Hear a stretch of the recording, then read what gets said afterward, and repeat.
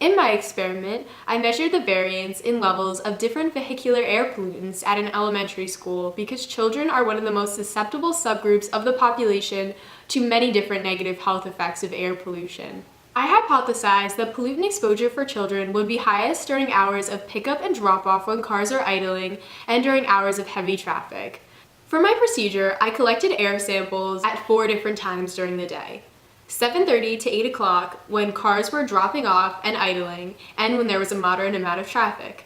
12:30 to 1 o'clock when there were no idling cars and a very low amount of traffic. 2:30 to 3 o'clock when there were idling cars picking up and a moderate amount of traffic, and 4:30 to 5 o'clock when there were no idling cars and a high amount of traffic.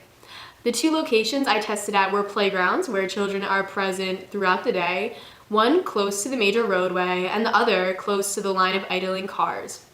To collect my samples, I used an air pump and various absorbing solutions for the 3 different pollutants I was testing for: carbon monoxide, nitrogen dioxide, and sulfur dioxide, found mainly in diesel burning cars. Once the air samples were collected, I took the absorbing solutions back to the lab, added various reagents, and initiated a color change, and then matched that color change to a reading of pollutants. For statistically significant data on carbon monoxide, sulfur dioxide, and nitrogen dioxide, feel free to pause the video. For test site 1, close to the major roadway, the highest pollutant levels were at 4:30 to 5 o'clock, and for test site 2, the highest pollutant levels were 2:30 to 3 o'clock. The hypothesis was supported by the experimental results. There was a strong trend toward increased pollutant readings during hours of pickup and drop-off and road traffic.